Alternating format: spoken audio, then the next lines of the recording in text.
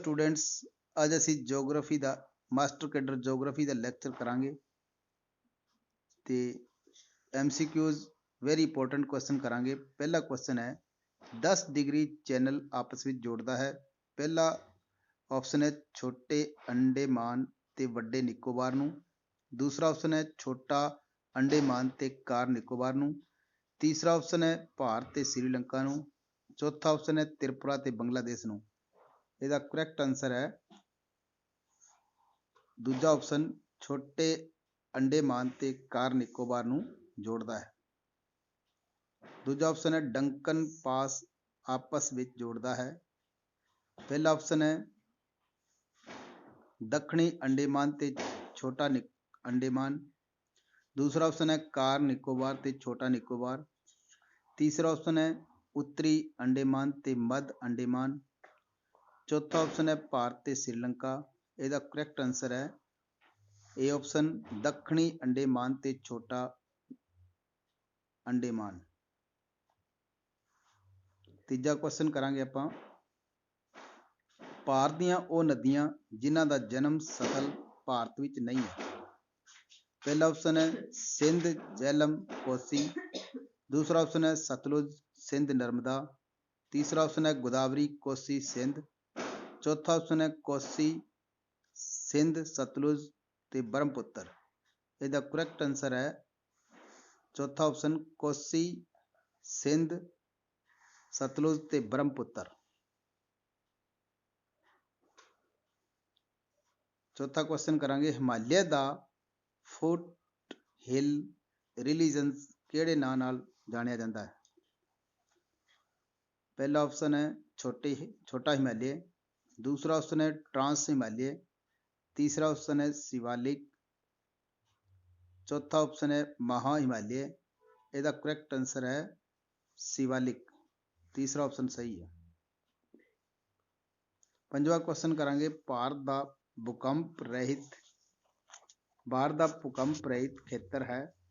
ਪਹਿਲਾ ਆਪਸ਼ਨ ਹੈ ਉੱਤਰੀ ਭਾਰਤ। ਦੂਸਰਾ ਆਪਸ਼ਨ ਹੈ ਪੂਰਬੀ ਭਾਰਤ। ਤੀਸਰਾ ਆਪਸ਼ਨ ਹੈ ਪੱਛਮੀ ਭਾਰਤ। ਚੌਥਾ ਆਪਸ਼ਨ ਹੈ ਦੱਖਣੀ ਭਾਰਤ। ਇਹਦਾ ਕਰੈਕਟ ਆਨਸਰ ਹੈ ਦੱਖਣੀ ਭਾਰਤ। ਛੇਵਾਂ ਕੁਐਸਚਨ ਕਰਾਂਗੇ, ਬਿਹਾਰ ਦਾ ਦੁੱਖ ਕਿਹੜੀ ਨਦੀ ਨੂੰ ਕਿਹਾ ਜਾਂਦਾ ਹੈ। ਪਹਿਲਾ ਆਪਸ਼ਨ ਹੈ ਕੋਸੀ ਨਦੀ। ਦੂਸਰਾ ਆਪਸ਼ਨ ਹੈ ਸੋਨ ਨਦੀ। ਤੀਸਰਾ ਆਪਸ਼ਨ ਹੈ ਗੰਡਕ ਨਦੀ। ਚੌਥਾ ਆਪਸ਼ਨ ਹੈ ਦਮੋਦਰ। ਇਹਦਾ ਸਹੀ ਆਨਸਰ ਹੈ ਕੋਸੀ ਨਦੀ। ਇਹ ਆਪਸ਼ਨ ਸਹੀ ਹੈ, ਪਹਿਲਾ ਆਪਸ਼ਨ। ਸੱਤਵਾਂ ਕੁਐਸਚਨ ਕਰਾਂਗੇ, ਬਦਾਮ, ਅਖਰੋਟ ਆਦਿ ਦੇ ਦਰਖਤ ਕਿਸ ਤਰ੍ਹਾਂ ਦੇ ਜੰਗਲਾਂ ਵਿੱਚ ਮਿਲਦੇ ਹਨ। ਪਹਿਲਾ ਆਪਸ਼ਨ ਹੈ ਪਤਝੜੀ ਜੰਗਲ। ਦੂਸਰਾ ਆਪਸ਼ਨ ਹੈ ਡੇਲਟਾਈ ਜੰਗਲ। ਤੀਸਰਾ ਆਪਸ਼ਨ ਹੈ ਸਦਾਬਹਾਰ ਜੰਗਲ। ਚੌਥਾ ਆਪਸ਼ਨ ਹੈ ਪਰਬਤੀ ਜੰਗਲ। ਇਹਦਾ ਸਹੀ ਆਨਸਰ ਹੈਗਾ ਪਰਬਤੀ ਜੰਗਲ। ਚੌਥਾ ਆਪਸ਼ਨ ਸਹੀ ਹੈ, ਪਰਬਤੀ ਜੰਗਲ।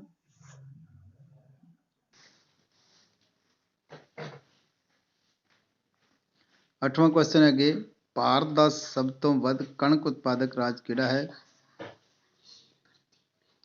ਪਹਿਲਾ ਪੰਜਾਬ, ਦੂਸਰਾ ਉੱਤਰ ਪ੍ਰਦੇਸ਼, ਤੀਸਰਾ ਗੁਜਰਾਤ, ਚੌਥਾ ਮਹਾਰਾਸ਼ਟਰ। ਇਹਦਾ ਸਹੀ ਕਰੈਕਟ ਆਨਸਰ ਹੈ ਉੱਤਰ ਪ੍ਰਦੇਸ਼।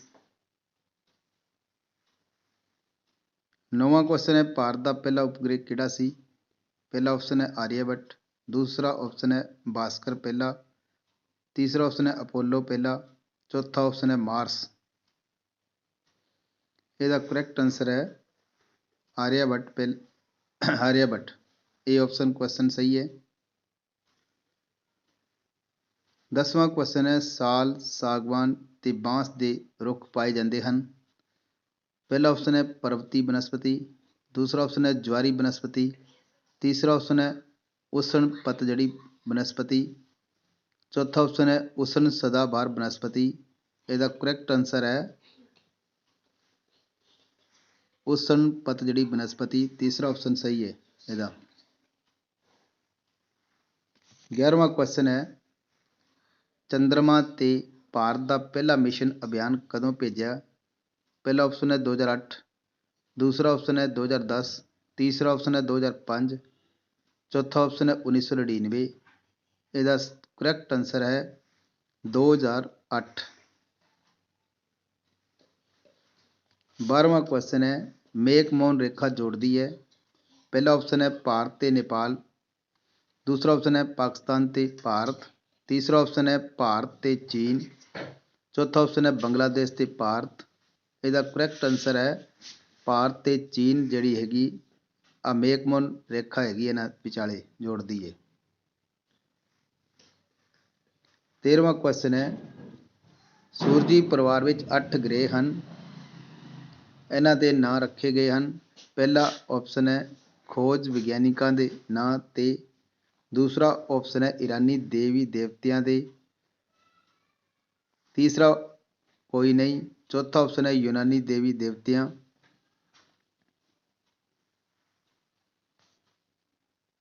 ਕਰੈਕਟ ਆਨਸਰ ਹੈ 13ਵੇਂ ਦਾ ਚੌਥਾ ਯੂਨਾਨੀ ਦੇਵੀ ਦੇਵਤਿਆਂ ਦੇ। 14ਵਾਂ ਕੁਐਸਚਨ ਹੈ ਪ੍ਰਿਥਵੀ ਸੂਰਜ ਦੁਆਲੇ ਘੁੰਮਣ ਨਾਲ ਹੁੰਦਾ ਹੈ।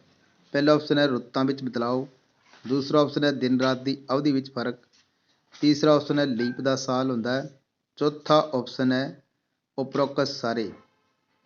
ਇਹਦਾ ਕਰੈਕਟ ਆਨਸਰ ਹੈ ਉਪਰੋਕਤ ਸਾਰੇ, ਕਿਉਂ ਰੁੱਤਾਂ ਵਿੱਚ ਬਦਲਾਅ ਹੁੰਦਾ ਹੈ।